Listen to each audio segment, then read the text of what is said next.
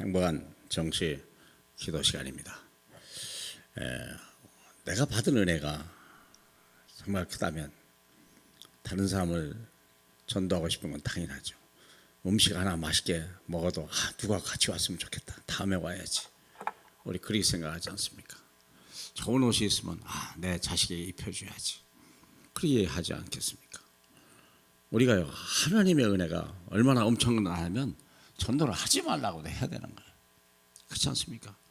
근데 하물며 상급까지 준다는데, 상급 정도야 명령인데요. 우리 삶을 여기다 줄 때요, 삶은 행복하게 되어질 수밖에 없는 거예요. 목적이 이끄는 삶이 될 때요, 우리는요 되어지는 인생을 살게 되는 거죠. 히브리서 사도행전 우리 11장 19절로부터 21절까지 보겠습니다. 그때 스데반의 일로 일어난 환난으로 말미암아 흩어진 자들이 베니게와 구브로와 안디옥까지 이르러 유대인에게만 말씀을 전하는데, 그 중에 구브로와 고레네 몇 사람이 안디옥에 이르러 헬라인에게도 말하여 그 예수를 전파하니 주의 손이 그들과 함께 하심에 수많은 사람들이 죽게 돌아오더라.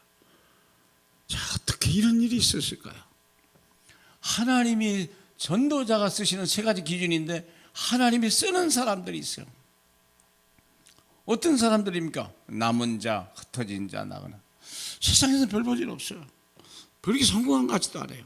사마리아 여자같이요, 다 혐오하는 사람들인데 하나님의 관심은 거기에 있고 그들이야말로 하나님을 사모하는 거예요. 세상에서 낙이 없다는 걸 알고요, 세상에 소망이 없다는 걸 아는 거예요. 흩어진 자들이 결국은 일을 내게 되죠. 스데반의 일로 도망가기도 바쁘는 것 같았는데 도망간 게 아니라 하나님의 보내심을 받았다는 걸 알게 되고, 거기서 어려움을 당하되 거기서 응답을 받다. 세상에 이런 일이 되었습니까? 예전에 기르기스탄에서 신학교에, 거기서 신학생 하나가 1학년만 마치고 돈이 없어가지고 이태리로 돈 벌러 가는데, 가서 보니까요, 자기 1년 동안 배운 거 세상에 보니까 월급을 받는데 비참한 삶을 사는 거예요. 인간 이하의 대접을 받고, 그때 안 되겠다 싶어서 자기가 아는 만큼 복음을 전했는데 이 사람들이 얼마나 위로를 받는지요. 차라리 너는 일하지 말고 우리가 돈을 모아서 줄 테니까 우리를 위해서 복음을 전해달라 그러더라잖아요. 그러니까요, 사랑하는 여러분, 생각해 보세요. 우리에게 남은 자이지만 복음을 가지고 있고, 흩어져 있어도 복음을 가지고 있고, 나그네로 갈지라도 복음이 있다면 이건요 엄청난 보화를 가지고 있는 자예요. 얼마든지 나눠 주고도 남을 수 있는 사람, 하나님이 쓰시는 사람, 바로 그 사람이에요. 복음으로 결론낸 사람. 약하기를 데 없어요. 참 한편 두려워 없죠. 보내면 도망가면 스데반 환난에 흩어질 수밖에 없는 연약한 자들, 대항할 수도 없는 사람. 그런데도 불구하고 그에게는요 하나님의 엄청난 계획이 있고 옮기는 데마다 역사가 일어나요. 두 번째, 하나님께서 역사하시는 시간표가 있어요.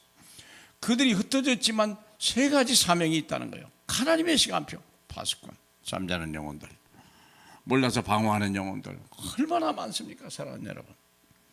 그래서 다른 거에다가 마음을 두고 사는 사람들에게 바로 조금만 얘기해줘도 틀림없이 어려움이 없거든요. 한계가 온단 말이죠.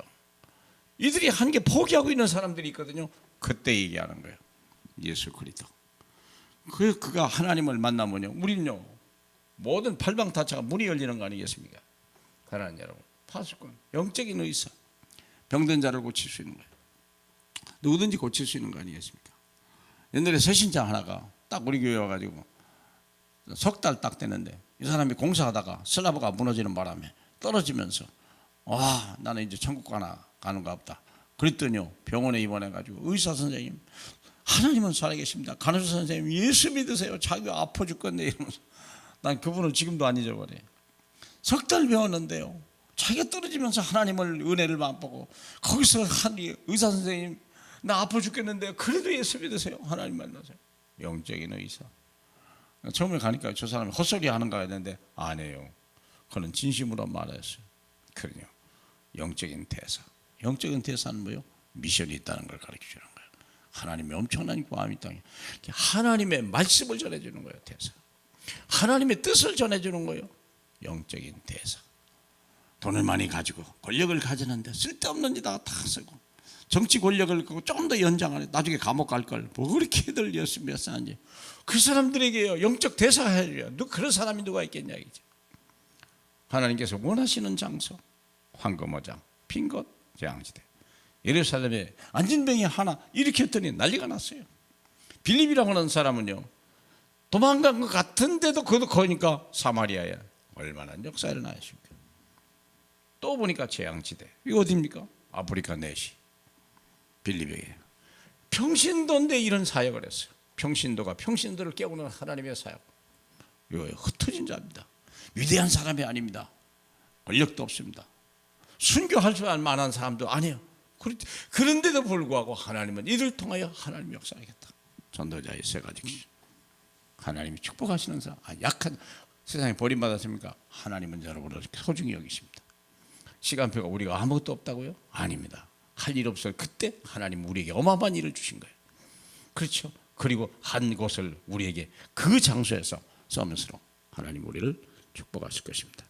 오늘도 귀한 날 되시길 주님의 이름으로 축복합니다. 하나님 감사합니다. 아무것도 가진 것도 없고 있어 배워도 쓸모도 없는 저희지만 예수 그리스도 그분 하나 아는 것이 얼마나 고상한지요. 그 예수를 말하기에 바쁜 저와 모두가 될 수 있도록 도와주시옵소서. 예수님 이름으로 기도합니다. 아멘.